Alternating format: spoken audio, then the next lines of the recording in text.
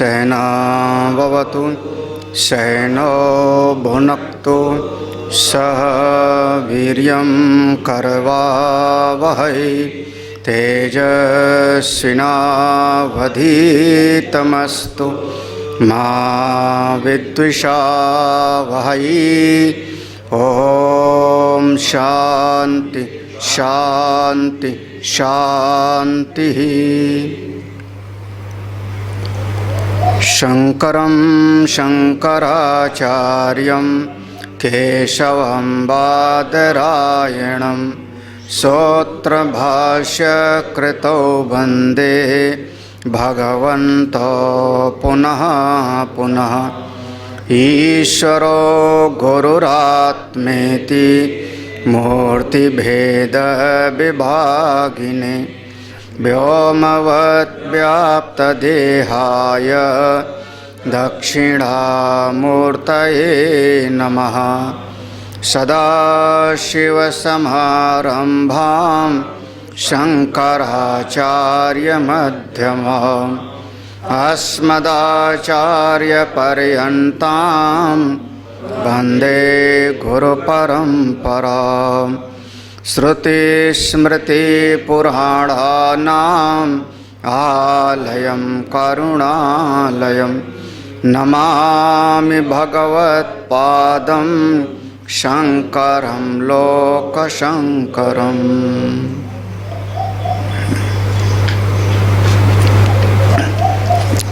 मंत्र पढ़ते हैं हम लोग 14वां।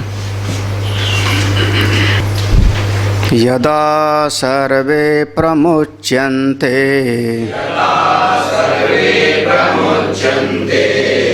कामायेस्य हृदि श्रिताः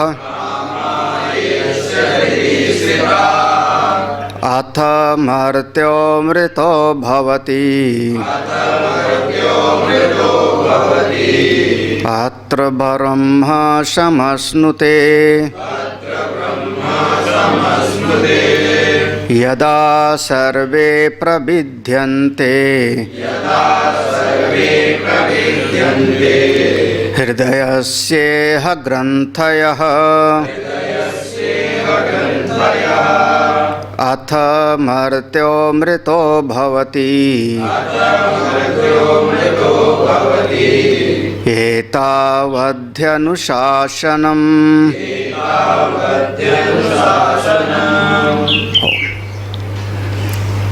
परम श्रद्धेय स्वामी जी को प्रणाम। सभी संतजन, आत्मस्वरूप भक्तजन। दोनों ऋषियों में पहला शब्द है यदा। यदा यानी जब। इसके पूर्व में एक शब्द आता है कदा, यानी कब। जब कोई ऐसा प्रश्न करता है कि कब हम अपने आप को समझे कि हम वहाँ पहुँच गए, हमारी स्थिति कब उस ब्रह्मवेत्ता की होगी, आत्म शांति की स्थिति की पहचान क्या होगी, कब कब। संभावना बहुत होती है, बहुत ज़्यादा संभावना होती है कि पहुंचा ना हो और स्वयं को मान ले कि मैं पहुंच गया हूं। यमराज ने पहले कहा था अविद्यायाम अंतरे वर्तमाना स्वयं धीराः पंडितम मन्यमानाः दंद्रम्यमाणा पर्यन्ति मूढ़ा अंधे नैव नीयमाना यथांध। तो हम पहुँचे ना हों, अनुभूति ना हुई हो और स्वयं को हम मान बैठे कि मैं पहुँच गया, स्वयं धीरा पंडितम, फिर उसकी सद्गति का कोई उपाय नहीं है। स्वयं के अज्ञान का बोध हो तब तो कोई न कोई उपाय बताया जा सकता है। अज्ञानी भी होवे और उस पर विपरीत धारणा भी बना लेवे और स्वयं को मान ले कि मैं बहुत ज़्यादा पहुंच गया, उसका कोई उपाय नहीं। तो कदा, हम कब अपने आप को उस स्थिति में पहुंचा हुआ समझें। इसलिए दोनों ऋचाएँ ये प्रमाणभूत हैं आप लोगों के लिए। जैसे कि गीता जी में हमने उस दिन कहा प्रजहाति यदा कामान, बिल्कुल यहीं से है। रामायण में भी कहा जाहि न चाही कबहु कछु, ये जब सब जगह पर आपको यह मिलेगा। यत्र ना कामयते, तो जहाँ पर कोई ना कंचन कामयते, कुछ नहीं कामना होती। तो कब होगा? तो श्रुति भगवती ने कहा यदा सर्वे, जब समस्त कौन सी? समस्त कामनाएं कहाँ थीं? ज्ञान होने के पहले, बोध के पहले साधक के हृदय में ही सब आश्रित थी, ना कि आत्मा में। कामनाओं का आश्रय आत्मा नहीं है, बल्कि साधक का अंतःकरण ही है। जरा सा कह देंगे कामनाओं का आश्रय आत्मा है, तुरंत वैशेषिक दर्शन में प्रवेश कर गए, जाने अनजाने परमाणुवादी हो गए। तो जितनी कामनाएं भीतर विराजमान थीं वो सब प्रमुच्यन्ते, सब छूट गईं, सब छूट गईं। लेकिन एक शब्द कह दिया कि नहीं, शरीर स्थिर निमित्त अन्नपानादौ प्रवृत्ति कारण इच्छा। शरीर धारण के लिए जितना जरूरी है उतनी इच्छा भासित होती रहती है। शरीर धारण के अतिरिक्त, शरीर की स्थिति से अलग और कोई लोक परलोक की या कोई और बहुत सारी लौकिक जगत की कोई कामनाएं नहीं होती। इस बात को स्पष्ट कर दिया था। क्योंकि प्रारब्ध है तो प्रारब्ध से शरीर रहता है, तो शरीर धारण अवधि जब तक है तब तक शरीर धारण के निमित्त अन्न पान आदि की, अन्न चाहिए, जल चाहिए, वस्त्र चाहिए, उसकी इच्छा भासित होती रहती है तत्ववेत्ताओं में भी। जब ऐसी स्थिति हो जाती है तब जो अपने आप को मरण धर्मा मानता था, अथ मर्त्यो, जो पहले कहता था मैं मरने वाला हूँ, क्यों कहता था? क्योंकि देह रूपी उपाधि को अपनी मान करके, अब वो अमृतो भवति, अब वही अमृतत्व को प्राप्त कर लिया। अत्र, यहीं रहते रहते, कहीं उसका जाना नहीं होता, इसी शरीर में रहते रहते ही वह ब्रह्म समस्नुते, वह ब्रह्म तत्व की अनुभूति कर लेता है, वह ब्रह्म भाव को प्राप्त हो जाता है। उसको फिर कहीं अन्य लोक में जाना आना नहीं पड़ता। इस मंत्र को हम लोगों ने पढ़ लिया था, ये 15वां मंत्र है। 14वां को पढ़ लिया था, 15वां ऋचा है। यदा, फिर से वही देखो, यदा सर्वे प्रभिध्यन्ते, प्रभिध्यन्ते माने प्रा उपसर्ग है, भिद्यन्ते छिन्न भिन्न हो जाना। जब साधक के हृदय में, यदा हृदयस्य, जब साधक के हृदय में जितनी भी ग्रंथियाँ थीं, वो सब के सब यहीं रहते रहते सर्वे प्रविध्यन्ते, सब का सब वह छिन्न भिन्न हो गई। इसी शरीर में रहते रहते, इसी शरीर में रहते रहते हृदयस्य ग्रंथयः, हृदय में अवस्थित सारी ग्रंथियाँ यदा सर्वे प्रविध्यन्ते, जब सब की सब छिन्न भिन्न हो गई, अब कोई ग्रंथि नहीं रही, तब अथ मर्त्यो अमृतो भवति, अब वह जो अपने आप को मरण धर्मा समझता था अमृत स्वरूप हो गया। पूर्व की ऋचा के साथ ही ज्यों का त्यों है, अंतिम चरण बदल रहा है। एतावत ही अनुशासनम, एतावत, एतावत माने इतना ही, इतना ही, इससे ज़्यादा कुछ नहीं, इतना ही अनुशासनम, इतना ही शास्त्रों का, वेदों का उपदेश है, यही अनुशासन है। यह अपना स्थिर हो जाए, बहुत बढ़िया। भाष्य देखते हैं। कदा पुनः कामाना मूलतो विनाश इत्युच्यते, कदा, कब, पुनः, ये जो बार बार पैदा होती रहती हैं कामनाएं, ये कामनाओं का जो मूल है, मूल तो इनका जड़ कब नष्ट होवेगा?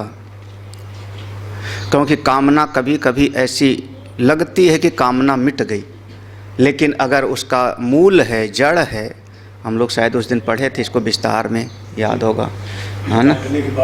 इसको, हाँ, इसका काफ़ी विस्तार में लिया था, लेशा विद्या का प्रसंग आया था, है ना, लेशा विद्या का। तो हाँ, तो कब ऐसा होगा? तो भाष्य देखो, यदा, इसलिए कदा लाओगे तभी यदा का अर्थ निकलेगा। कब?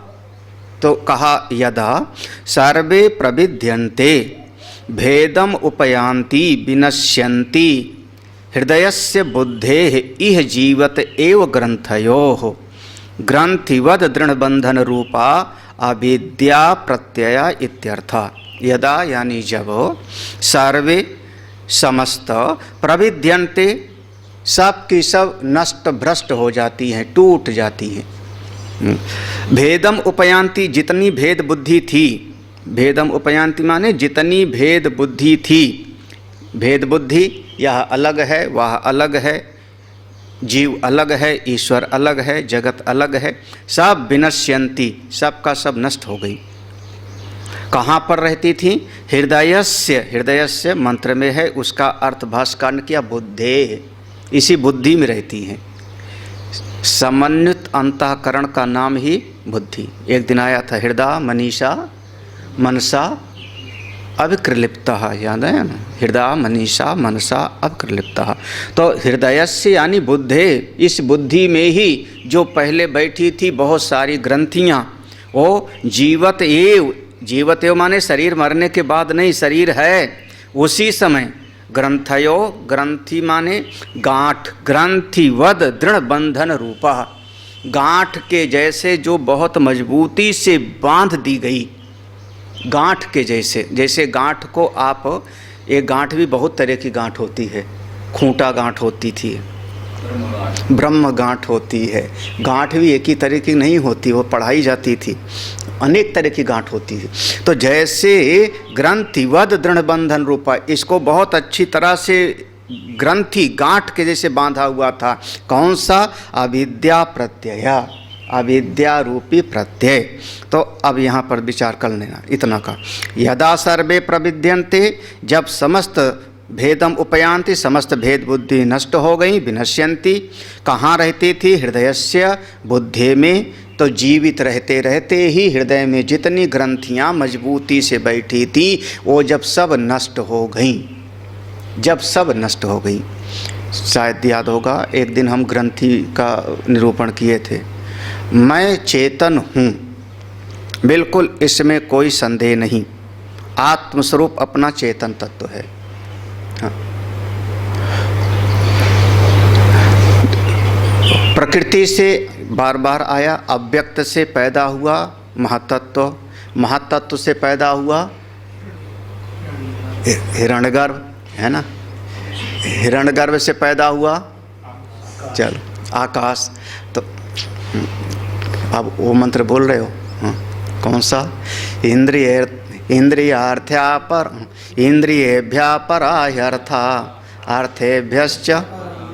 हाँ। हेरात्मा महान पर महता परम अव्यक्तम अव्यक्तात् पुरुष। उसको ले आओ ना, उस चीज़ को।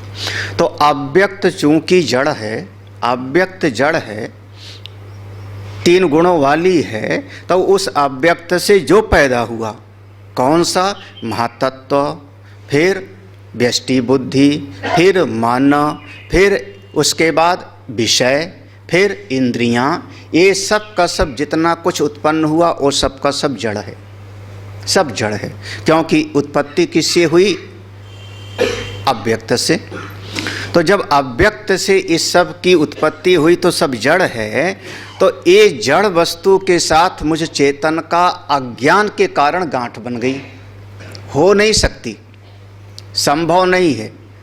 जड़ और चेतन में संयोग होना संभव नहीं है, लेकिन फिर भी दिख रही।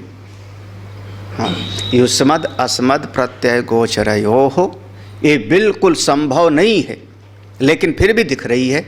अज्ञान के कारण क्या दिख रही है?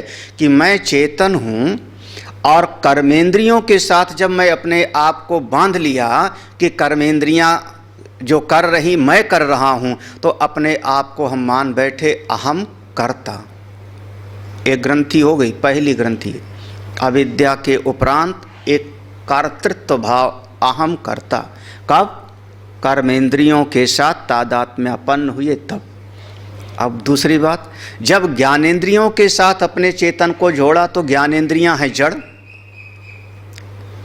क्योंकि जड़ महाभूत से उत्पन्न हुई हैं, लेकिन अपने स्वरूप को जोड़ लिया चेतन तत्व को, तो अपने आप को मान बैठे कि अहम ज्ञाता, मैं ज्ञाता हूँ।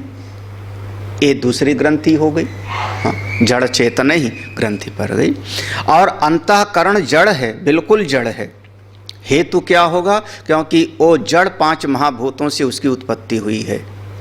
तो जड़ अंतःकरण, और उस अंतःकरण के कारण हमने अपने आप को जोड़ लिया, तो अपने आप को मान लिया अहम भोक्ता। ये 3 ग्रंथि अविद्या के उपरांत बन गई, अहम भोक्ता, अहम ज्ञाता और अहम कर्ता। ठीक है ना? जब आप भोक्ता बन गए, अहम भोक्ता बन गए, तो भोक्ता जो बनता है उसको भोग की वस्तुएं चाहिए। इसी का नाम हो गया कामना। क्या कहा था? अविद्या, कामना और कर्म। तो अविद्या के कारण जब भोक्ता बना जीव, पहले भोक्ता बना, तब कामनाएं आई। अब कामनाएं आई तो फिर अब उस कामनाओं की पूर्ति के लिए कर्म करेगा। जब कर्म करेगा तो कर्म के साथ में फिर 2 भाग में बंटता जाएगा, शुभ और अशुभ, फिर पाप और पुण्य, सुख और दुख, और उसके बाद संसार में फंस जाता है। तो मूल जो ग्रंथि है, मूल ग्रंथि अविद्या, तदुपरांत कामना, फिर कर्म, यही ग्रंथि संसार। अविद्या, काम, कर्म, ग्रंथया संसार, यही ग्रंथि है। या सरल भाषा में समझें, कर्मेंद्रियों को अपना माना तो कर्ता, ज्ञानेंद्रियों के साथ तादात्म्य बनाया तो ज्ञाता, और अंतःकरण के साथ तादात्म्य बनाया तो भोक्ता। ये सब ग्रंथियाँ छिन्न भिन्न हो जाती हैं। अविद्या, कामना, कर्म की, और कर्तृत्व, ज्ञातृत्व और भोक्तृत्व, ये तीनों। इसीलिए कहा अविद्या प्रत्यय। ये सब अविद्या वृत्ति के उपरांत होता। अविद्या प्रत्यय माने अविद्या वृत्ति के उपरांत। पहले अविद्या भीतर आके बैठ गई और उसके बाद ये सब का सब बनने लगता है। कैसे बनता है? थोड़ा सा सरल भाव में समझ लो कैसे बनता है, कहाँ से बनता है। अहम इदम शरीरम, मम इदम धनम, सुखी दुखी चा अहम, इत्येवम् आदिलक्षणः तद विपरीत ब्रह्म आत्म प्रत्यय उपजननात् ब्रह्म एव अहम अस्मि असंसारी इत विनष्टेषु अविद्या ग्रंथिषु तन्निमित्ताः कामा मूलतो विनश्यन्ति। ध्यान से समझना। ग्रंथि बनी, कौन सी ग्रंथि बन रही है? भाष्यकार समझा रहे हैं। अविद्या है मूल में, अविद्या प्रत्यय मूल में है। अविद्या के उपरांत तो वो ग्रंथिवत बहुत अच्छी गांठ बनी। कौन सी बनी?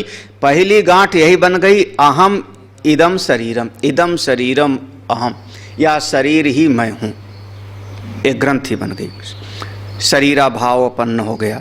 फिर अहमता, और उसके बाद बनी ममता। मम इदम धनम, ये मेरा धन है। अब यहाँ पर धन का धन एक उपलक्षण है, धन उपलक्षण है। सब होगा क्या यहाँ पर?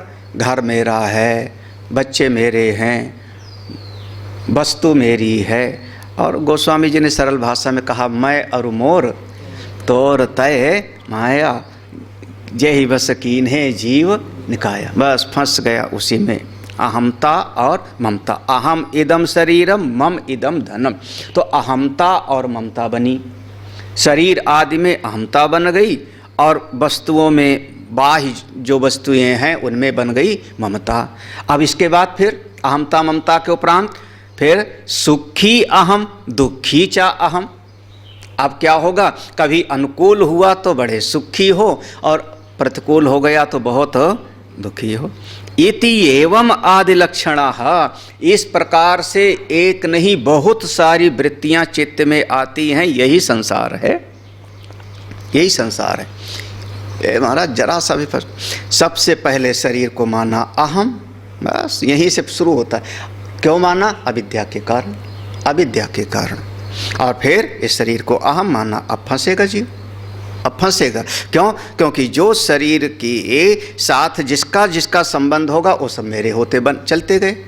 मेरे पिता, मेरी माता, मेरी भाई, मेरे मित्र, मेरे सगे, मेरे संबंधी, शरीर के संबंधियों के साथ।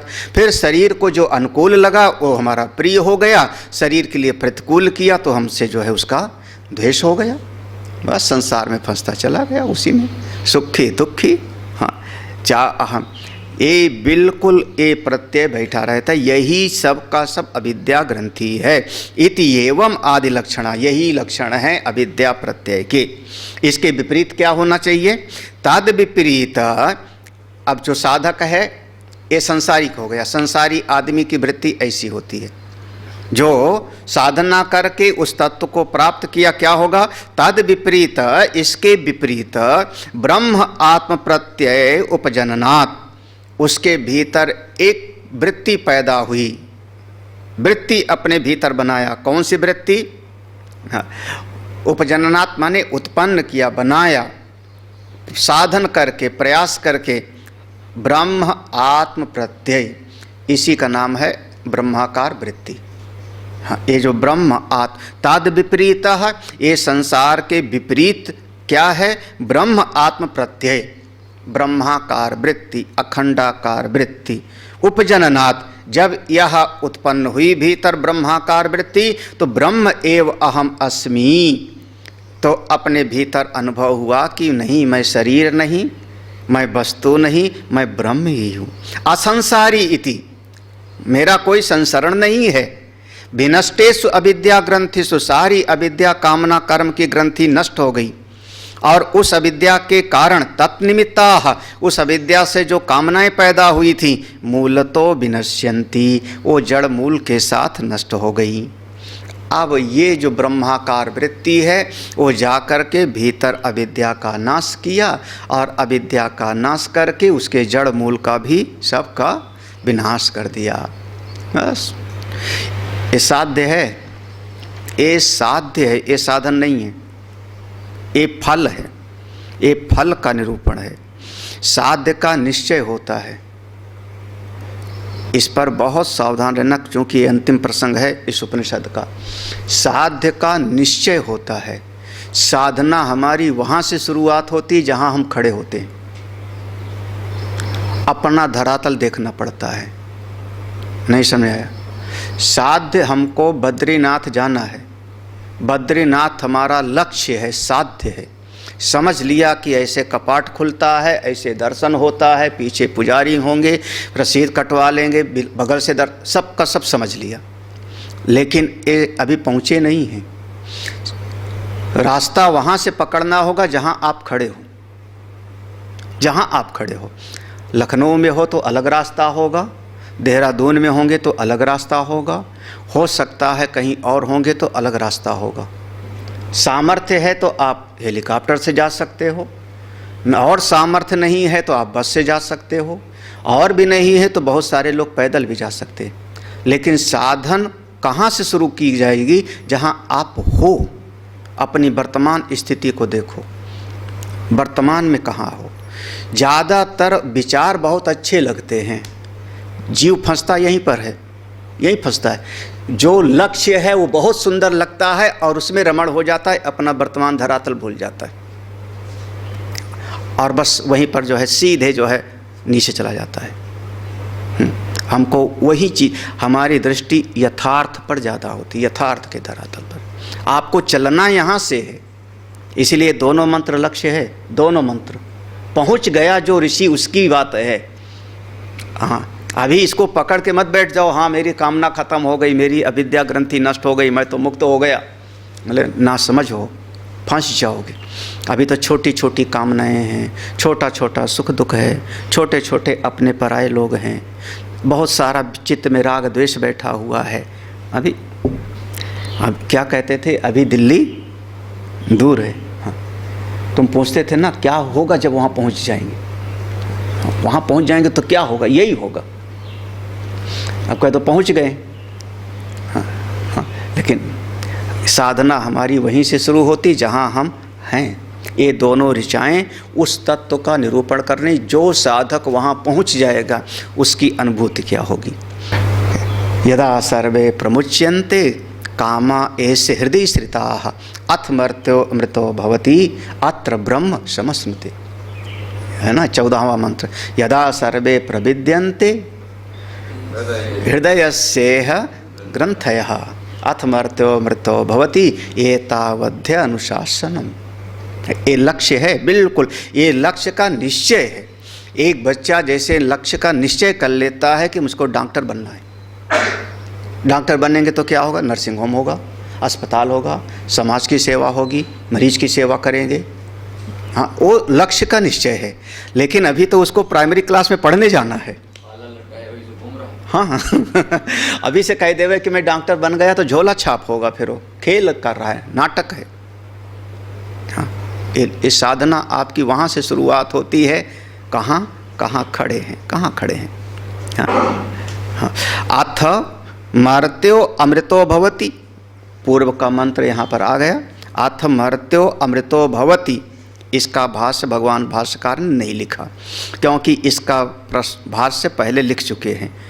उसको पिछले वाले भाष्य में देख लेना। अथ तदा मर्त्य प्राक बोधात आसीत सा प्रबोध उत्तर कालम अविद्या काम कर्म लक्षणस्य मृत्योर्विनाशाद अमृतो भवति। ये इतना हुआ। अथ मर्त्यो अमृतो, मिला कि नहीं, समझ में आया? अथ मर्त्यो अमृतो भवति, तो ये चूंकि पूर्व के मंत्र में भी ज्यों का त्यों था, तो वहाँ भाष्य लिख दिया है, तो यहाँ जरूरत नहीं समझी उसकी।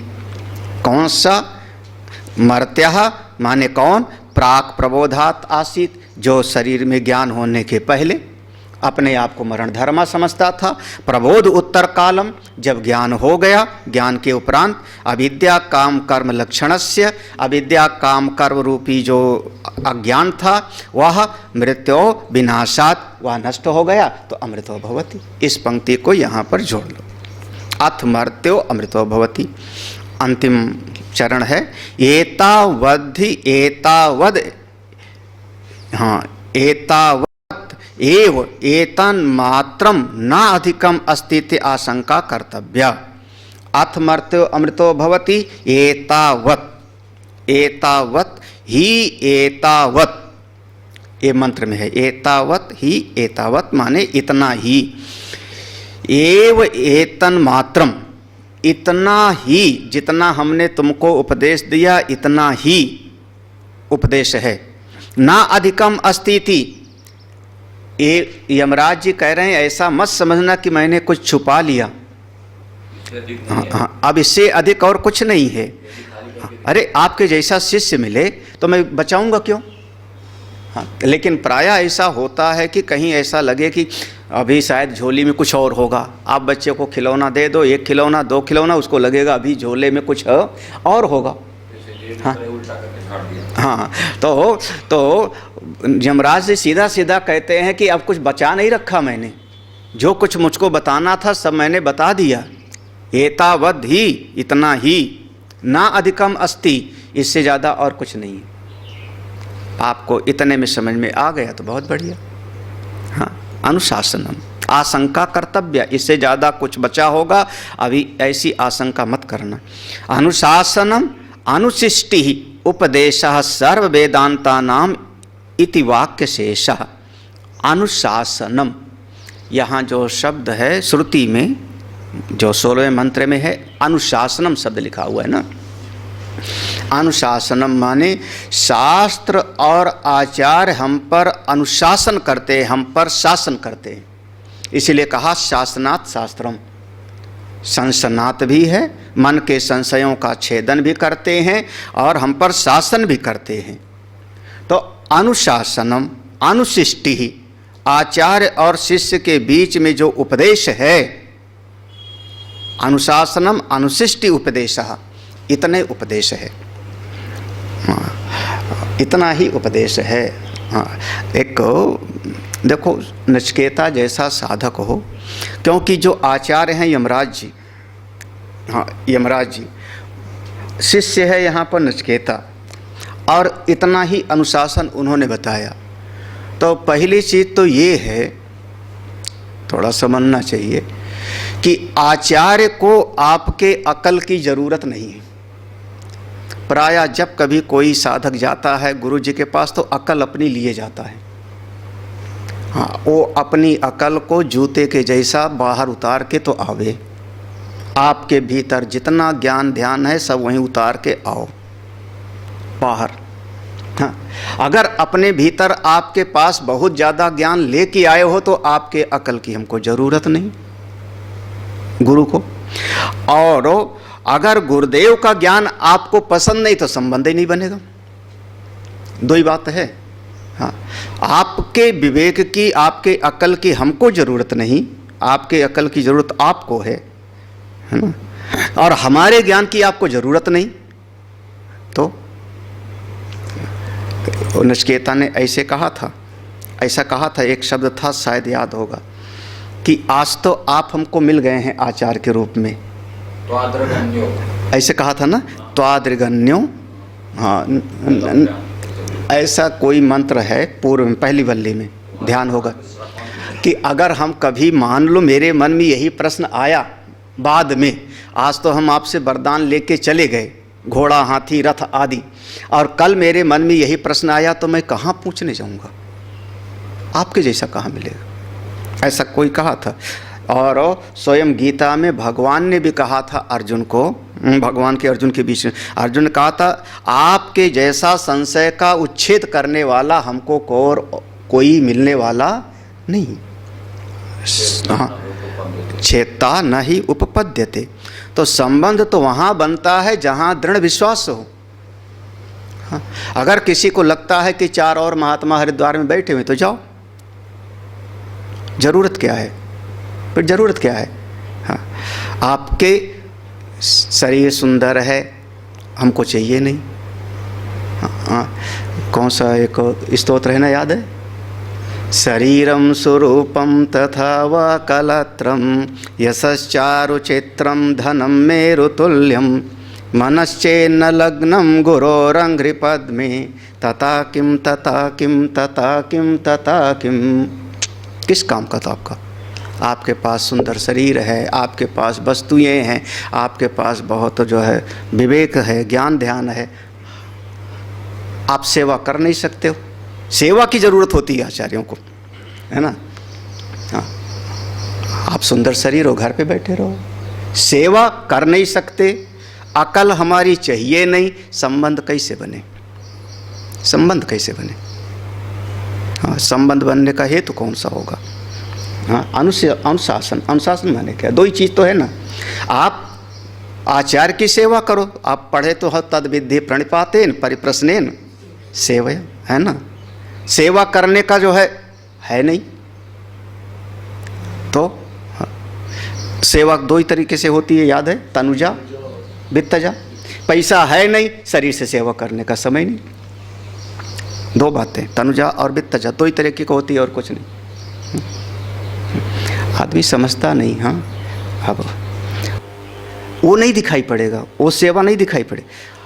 हमको सेवक प्रिय हैं, आपकी अकल भाड़ में गई।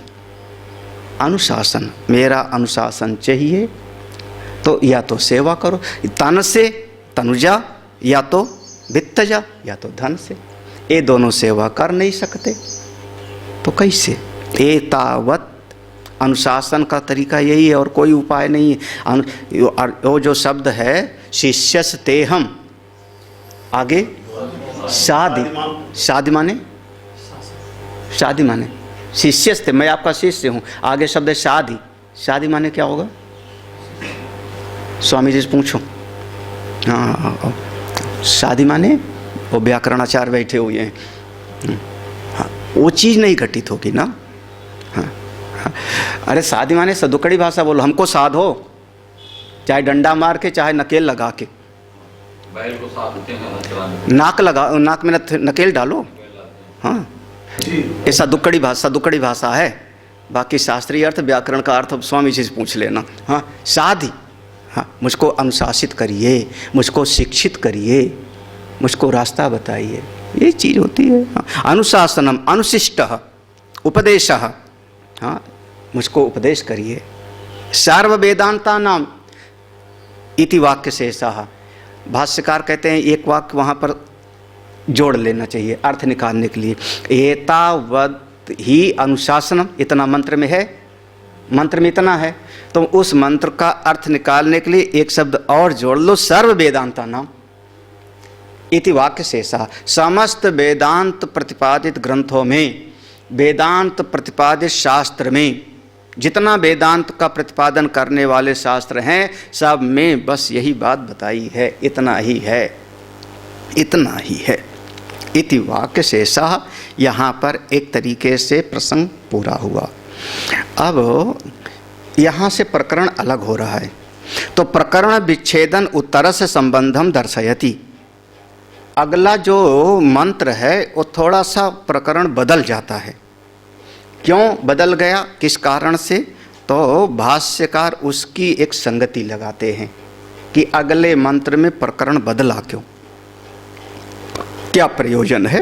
तो हम लोग थोड़ा सा इस संगति को देखते हैं।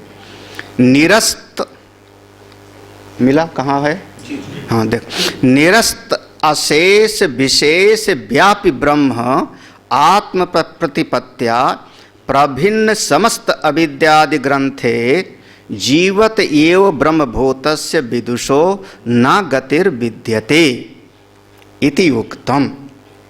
देखो, निरस्त, निरस्त अशेष विशेष, कोई ऐसा साधक है जिसकी पूर्ण निष्ठा अपने आचार्य पर है, पूर्ण निष्ठा, हाँ, हाँ, उन्होंने जैसा बता दिया वैसा उपाय करता है। हाँ, ये पूर्ण निष्ठा आप कह लो त्रोटकाचार्य जैसे। हाँ, विद्वान नहीं थे त्रोटकाचार्य जैसे, सेवक थे।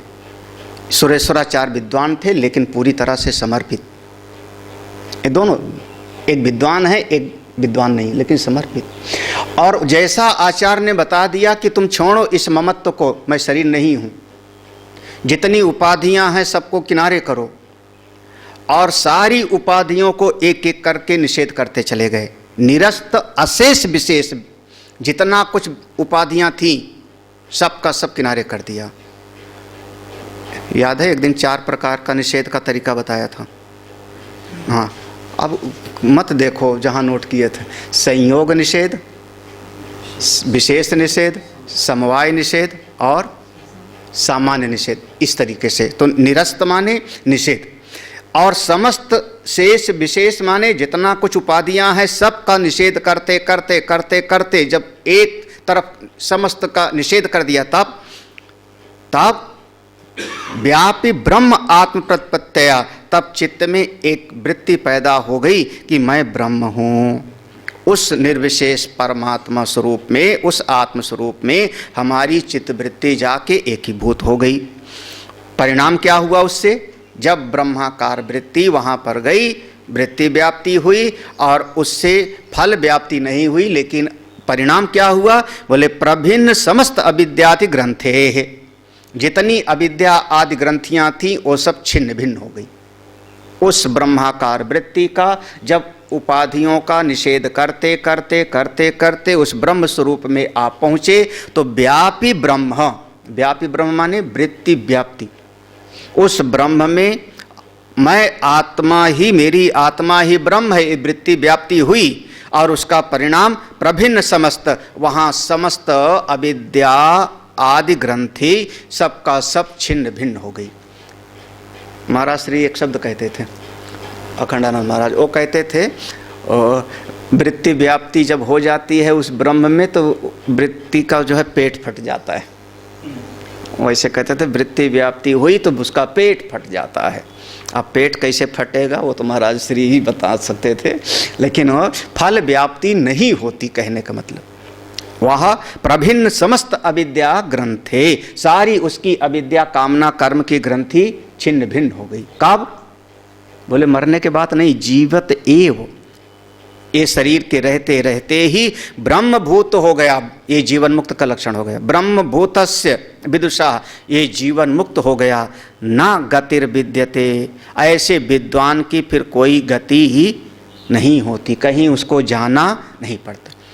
फिर से एक बार पंक्ति, निरस्त निषेध करते करते, अशेष विशेष समस्त उपाधियों का निषेध करते करते व्यापी ब्रह्म, जब उस ब्रह्म में अपना आत्मस्वरूप से उसमें वृत्ति व्याप्ति हुई तब प्रतिपत्तिया माने वृत्ति व्याप्ति हुई, तो प्रभिन्न समस्त अविद्या आदि ग्रंथ, तो उसका परिणाम जितनी अविद्या आदि ग्रंथियाँ थीं वो सब का सब छिन्न भिन्न हो गई ये शरीर के रहते रहते। और ऐसा जो जीवन मुक्त है ब्रह्मभूतस्य विदुषा, उसकी कोई गति नहीं होती, वो यही जीवन मुक्त है। इति उक्तम, इस बात को कहा गया है अत्र ब्रह्म समश्नुते इति उक्तत्वात्, ये पहले ही यहाँ पर बताया जा चुका है कि यहीं रहते रहते ब्रह्म का अनुभव कर लेता है। कहाँ पर था? ब्रह्म समश्नुते 14वें मंत्र में, अत्र ब्रह्म समश्नुते इति उक्तत्वात्। फिर देखो बृहदारण्यक श्रुति ले आते हैं, न तस्य प्राणा उत्क्रामन्ति ब्रह्मैव सन् ब्रह्म अप्येति, न तस्य प्राणा उत्क्रामन्ति, अब उसके प्राणों का कोई उत्क्रमण नहीं। प्राण का उत्क्रमण माने उसका यह जो सूक्ष्म शरीर है, सूक्ष्म शरीर में जिसमें 19 अंग हैं, ज्ञानेंद्रियां, कर्मेंद्रियां, प्राण, अंतःकरण, तो वो सब मिला हुआ है। सब मिला है तो उसकी सब का सब जैसे कार है, उसके सारे पुर्जा को अलग अलग कर दो। नट बोल्ट कसा हुआ है तो टाइट है, वो ग्रंथि है। हाँ, कई बार सोचो तो इंजन ऐसे रखा ही होता है, नीचे से देखो तो इंजन दिखता है, इतना वजनी इंजन, ध्यान नहीं दिया कभी? इतना वजनी होता है इंजन, वो पुल्ली से खींचा जाता है जब हटाया जाता है उसको रिपेयर करने के लिए। तो और उसको ऐसे रखा होता, नीचे से देखो तो इंजन जैसे लगता लटक रहा है नीचे, है ना? नहीं ध्यान दिया होगा कभी? और उसमें तार फार सब दिखता रहता है। हाँ, इसीलिए कहते हैं गाड़ी चलाओ तो नीचे कोई खरोंच लग जाएगा, कुछ और तार खींच ले। तो जो बड़ी गाड़ियाँ हैं उसमें नीचे एक पर्दा लगा दिए, पुरानी गाड़ियों में नहीं लगा होता। जो नई गाड़ियाँ, बड़ी बड़ी गाड़ियाँ आई उसमें नीचे एक जो है प्लास्टिक का एक नीचे कवर लगा हुआ है, नहीं तो इंजन ऐसे रखा होता है, बिल्कुल ऐसे रखा है। कैसे रुका हुआ है? बोले नट बोल्ट से टाइट है, यही हृदय ग्रंथि। ऐसे 19 अंगों वाला इंजन है, वहाँ टाइट किया हुआ है, कैसे? नट बोल्ट से, यही ना। हाँ, तो जब उसको ज्ञान हो गया, तब जब ज्ञान हो गया तो इसका जो ये इंजन अगर बंधा रहेगा तो कहीं जावेगा, चिदाभास वह जीवात्मा। बोले नहीं, इसका सब नट बोल्ट पुर्जा अलग हो गया। पेट 19 ग्रंथियों वाला पेट फट जाएगा, ये पुर्जा अलग हो जाएगा, सब उसका पुर्जा अलग हो गया। और जब पुर्जा अलग हो गया तो उसका जो प्राण था, ज्ञानेंद्रियां, प्राण सब अपने अपने कारण में चली गई, तो जावे कहाँ? प्राणा उत्क्रामंती, प्राण इसको छोड़ के कहीं चला जाता तो उसको पुनर्जन्म लेना पड़ता, चाहे स्वर्ग में चाहे अमुक लोक में। लेकिन अब तो यहीं पर उसका सब का सब अपने कारण में चला गया, जहाँ से आए थे, तो फिर सब छिन्न भिन्न हो गया, तो फिर अब जाएँ कहाँ? ऐसे ज्ञानियों का फिर पुनर्जन्म नहीं होता, उत्क्रमण नहीं होता। इति श्रुति अंतराचा, ऐसा अन्य श्रुति में कहा गया। ये बात बिल्कुल सही। अब यहाँ पर 2 प्रकार का निरूपण हो गया। जिनको यहाँ पर ब्रह्माकार वृत्ति से अपनी अविद्या आदि ग्रंथियों का छेदन हो गया, वो जब तक शरीर है तब तक जीवन मुक्त हैं। जीवत एव ब्रह्मभूतस्य, जब तक शरीर है जीवन मुक्त हैं। और जब शरीर छूट गया तो विदुषो ना गतिर इति उक्तम, शरीर छूट गया तो उनका प्राणों का उत्क्रमण नहीं होता, यानी अब वो विदेह मुक्त हो गए। दोनों का वर्णन आ गया एक ही पंक्ति में। जब तक शरीर है जीवन मुक्त, और शरीर छूटा तो विदेह मुक्त, क्योंकि अब उनका कहीं आना जाना नहीं होता। दोनों बातें हो गई। लेकिन ये पुनः मंद ब्रह्मविदो विद्यांतरशीलिनश्च ब्रह्मलोक भाजो ये च तद विपरीता संसार भाजा तेषाम एष गति विशेष उच्यते प्रकृत उत्कृष्ट ब्रह्म विद्या फल स्तुत है। करें ए पुनः, इसके विपरीत विचार करो। ऐसे लोग हैं कौन? मंद ब्रह्मविदो, कुछ लोग हैं जो मंद ब्रह्म को जानने वाले हैं, मंद बुद्धि वाले, मंद ब्रह्मविदा। एक इस पर विचार करने वाला है, ब्रह्म ज्ञान में भी मंद होता है क्या? विचार नहीं कर पा रहे, विचार तो करते हैं पर ठीक से उनको ज्ञान नहीं है। तो ब्रह्म ज्ञान शब्द प्रयोग कर दिया। तो ब्रह्म, हाँ, मंद ब्रह्मविदा, मंद ब्रह्मविदा, मंद ब्रह्म ज्ञानी। कहीं चिपक तो नहीं रही तुम लोगों पर? चिपक तो नहीं रहा, इसलिए मैं वहाँ अटक रहा हूँ। आश्चर्यवत् पश्यत् कश्चिदेनम् आश्चर्यवदि वदति तथैव चान्यः आश्चर्यवन् शृणोति श्रुत्वाप्येनं अपि एनम वेद न चैव कश्चित्। सुनने के बाद भी कोई कोई ऐसे होते हैं जो इस आत्मा को समझ नहीं पाते। कौन है वो? मंद ब्रह्म ज्ञानी। 20 साल से लगे हुए लोग, 20 साल से लगे हुए। देख, ये पुनः मंद ब्रह्म विदा भाई यहाँ पर मतलब श्रवण किया, उन्होंने श्रवण किया, साधना में लगे रहते हैं, श्रवण भी करते हैं, साधना में भी लगे हैं, बिल्कुल। बस छोड़ूंगा नहीं, नहीं वो मरा हुआ कुत्ता नहीं निकालूंगा। एक सीढ़ी बची है, वो छूट नहीं पा रही। वो मरा हुआ नहीं, एक सीढ़ी नहीं, वो मरा हुआ कुत्ता नहीं निकालूंगा। वो मरा हुआ कुत्ता याद आया कि नहीं? कहानी एक दिन सुनाई थी मैंने। हाँ, वो मरा हुआ कुत्ता नहीं निकालूंगा, याद आया कि नहीं? कुएं में पड़ा हुआ है। हाँ, वो अहम इदम मम इदम ये नहीं छोड़ूंगा, अहमता ममता नहीं छोड़ूंगा, राग द्वेष नहीं छोड़ूंगा, अपना पराया नहीं छोड़ूंगा। हाँ हाँ, लगा भी रहूंगा। हाँ, ताका झांकी नहीं छोड़ूंगा। हो कौन है, कहाँ गया, वो क्या कर रहा है, क्या खा लिया उसने, दूध पी लिया, ये कर लिया। हाँ, बहिर्मुखता नहीं छोड़ूंगा, पराचा कामान अनियंति वाला। हाँ हाँ, बस ना वाणी पर संयम, ना आँख पर संयम, दोनों पर संयम नहीं। और फिर मैं ब्रह्म हूँ, आत्मा हूँ। हाँ, सर्टिफिकेट मिल जाए कोई महात्मा का तो बेड़ा पार। बस प्रमाण पत्र वही महात्मा अच्छे जो सर्टिफिकेट दे दिए, तुम बहुत अच्छे ब्रह्म ज्ञानी हो। हाँ, तो वो कुत्ता निकला ही नहीं। और उसमें इत्र डाल दिया, फुलेल डाल दिया, आहुति डाल दिया है, मंद ब्रह्म विदा। और वो शब्द भास्कर का समझ में आ जावे, इतना ही काफ़ी है आप लोगों को। गोस्वामी जी ने अनुवाद क्या किया? ब्रह्म ज्ञान बिनु नारी नर करई न दूसर बात। हाँ, बातचीत में जो है ब्रह्म ज्ञान बिनु सब देखो तब सब ब्रह्म है, जगत मिथ्या, मैं आत्मा हूँ, जरा जरा सी चीज़ में जो है बस फंसते हैं। हाँ, मंद ब्रह्मविदा। ऐसे जो लोग हैं मंद ब्रह्मविद, अब अपने आप समझ गए, बताने की जरूरत नहीं। अच्छा, फिर विद्यांतरशीलिनश्च, अब करते क्या हैं? वो एक कहानी सुनी ना हो कि एक आदमी को पानी चाहिए था, तो एक जगह पर उसने 5 फुट गड्ढा खोदा, पानी नहीं मिला। तो उसने सोचा दूसरी जगह गड्ढा खोदूं, वहाँ 6 फुट खोदा, वहाँ नहीं मिला। फिर उसके बाद और उस एक जगह पर 9 फुट खोदा कि पानी मिल जाएगा, वहाँ भी नहीं मिला। पूरे खेत में गड्ढा गड्ढा खोद डाला, पानी उसको कहीं मिला नहीं। यही ना समझदार था क्या? मेहनत तो खूब किया उसने। समझदार कौन था? जो एक ही जगह पर 100 फुट खोद लेता तो पानी मिल जाता। यही ना। ऐसे ही ये जो कुछ लोग हैं विद्या अंतरशीलिनश्च, ये ब्रह्म ज्ञान में भी इधर उधर होते रहते हैं। कभी ये वाला उपासना कर लो, हाँ, ये वाला अनुष्ठान कर लो, हाँ, ये वाली साधना कर लो। हाँ, विद्या अंतरशीलन, विद्या अंतरशीलन समझना। विद्या अंतरशीलन से माने क्या कहोगे?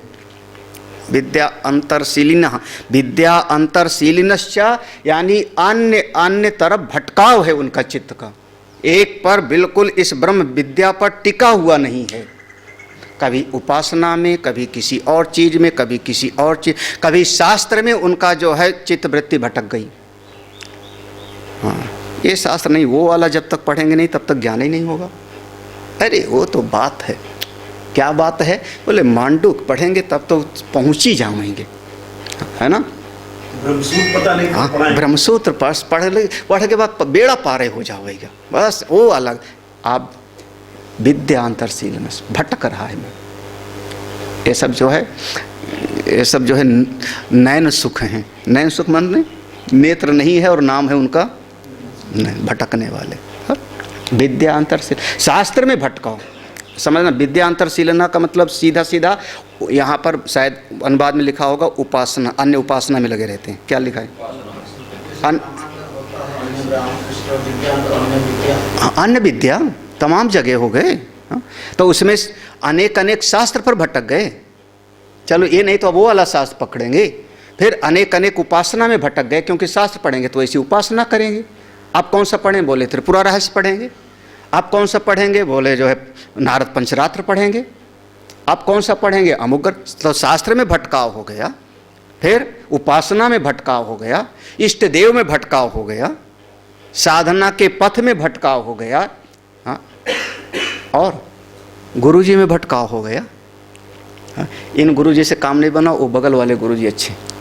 विद्या अंतरशीलिनश्च, तो विद्या अंतरशीलिनश्च।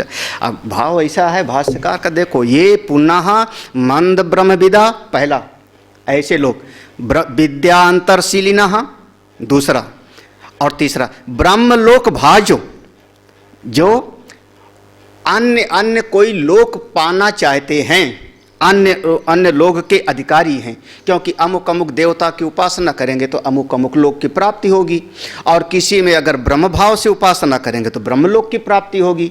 तो इस प्रकार से अन्य लोक के जो ब्रह्मलोक पर्यंत जो जाने के अधिकारी हैं, ये लोग ये चा तद विपरीता संसार भेजा।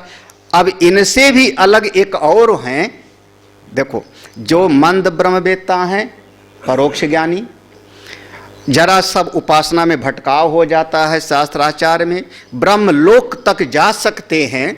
एक तो ये, इसका नाम कर्म मुक्ति वाले, यहाँ तक समझना कर्म। तो दो हो गया, जीवन मुक्ति का वर्णन कर दिया, विदेह मुक्ति का, यहाँ तक कर्म मुक्ति का हो गया, ठीक है।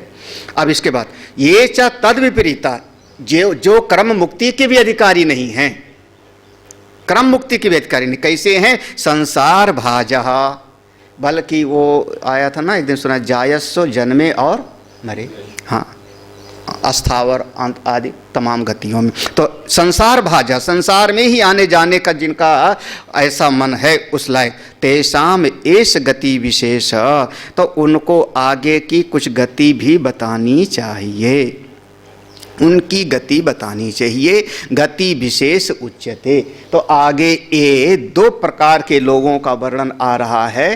कौन? एक तो बिल्कुल जो संसरण में पड़े हुए हैं, दूसरे जो संसरण से तो ऊपर उठे लेकिन शुद्ध ब्रह्म स्वरूप का बोध नहीं हुआ, बल्कि बीच में कहीं न कहीं उपासना आदि में भटकाव हो गया, और उस प्रकार से क्रम मुक्ति के मार्ग वाले, ये दोनों को बताना चाहिए। फिर और भी समझ लो, कहते हैं प्रकृत उत्कृष्ट ब्रह्म विद्या फल स्तुते। प्रकृत माने इस, हाँ ना, प्राकृत, हाँ, ये मैं बार बार इसीलिए पूछ रहा हूँ, बिठाना है चित्त। हाँ, प्राकृत माने प्रकृति से पैदा हुई चीज़ों में जिनका मन रम रहा है, प्रकृति अनुसारी जीवन। और प्रकृत माने जिसका प्रकरण चल रहा है, हाँ, ठीक है। हाँ, प्रकृत वो जिसका प्रकरण चल रहा था ब्रह्म विद्या का, उत्कृष्ट ब्रह्म विद्या किसका चल रहा था? जीवन मुक्त का। यदा सर्वे प्रमुख, वो जो उत्कृष्ट ब्रह्म विद्या का प्रकरण चल रहा था, उसके फल की स्तुति भी तो करनी है, कि जो ऐसा कर लेगा वही पहुँचेगा, और नहीं कर पाएगा तो ये वाला भटकेगा। तो ये ब्रह्म विद्या की स्तुति भी है। कैसे? ये दूसरे वालों के तरीके को बता करके उसको निंदा के ब्याज से स्तुति की जाती है। किसी की निंदा करने में शास्त्र का कोई प्रयोजन नहीं होता। शास्त्र जब कभी किसी की निंदा करता है तो निंदा करने के तरीके से किसी ब्रह्म विद्या की साधक की स्तुति होती है। हाँ, तो प्रकृत ब्रह्म विद्या फल स्तुते। अब आगे, किंचा अन्यत अग्नि विद्या पृष्ठा प्रत्युक्ता च। किंचा अन्यत, हाँ, किंचा अन्यत, एक वहाँ पर भी पूछा था ना दूसरे वरदान में, नचकेता ने दूसरे वरदान में यही पूछा था ना, किंचा अन्यत। अन्य जगह पर पहले पूछा था अग्नि विद्या त्रिनाचकेता, जिसको स्वर्ग प्राप्ति की कौन सी विद्या है, वो जो पूछा था, तो तस्याश्च फल प्राप्ति प्रकारो वक्तव्य। तो वो अगर किसी ने स्वर्ग की प्राप्ति का अनुष्ठान किया, नचकेता अग्नि का चयन किया, जो अग्नि विद्या के बारे में, किंचा अन्यत, जो नचकेता के द्वारा अन्य अग्नि विद्या पृष्ठा, अग्नि विद्या के बारे में पूछा गया था।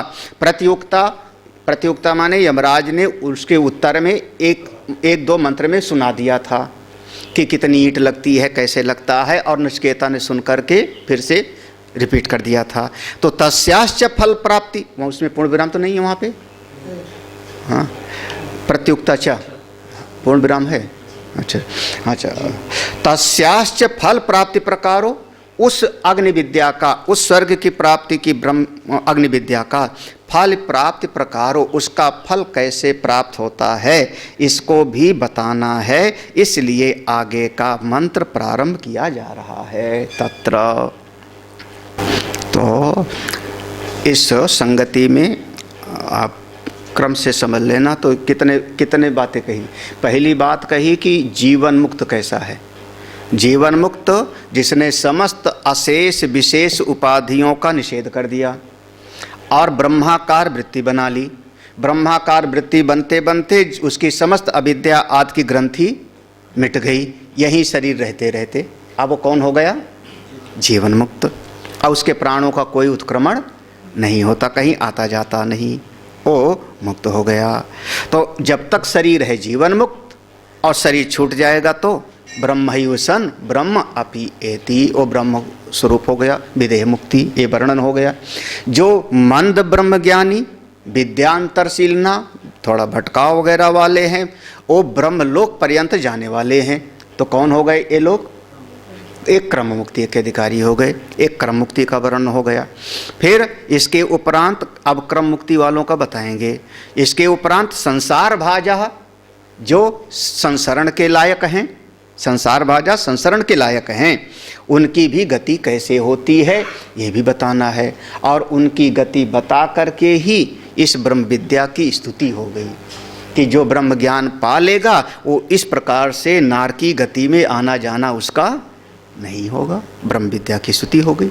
और जो अग्नि विद्या के बारे में पूछा था, स्वर्ग की प्राप्ति की विद्या के बारे में नचिकेता ने, उसका फल कैसे प्राप्त होता है ये भी बताना है। तो ये बहुत सारे भाव लेकर के तो आगे की 2 ऋचाएँ हैं, तो 2 ऋचाओं को हम लोग अब शाम को पढ़ते हैं। इसमें ओम पूर्णमदः पूर्णमिदं पूर्णात् पूर्णमुदच्यते पूर्णस्य पूर्णमादाय पूर्णमेवावशिष्यते। ओम शांति शांति शांति। हरि ओम। श्री गुरुभ्यो नमः। हरि ओम।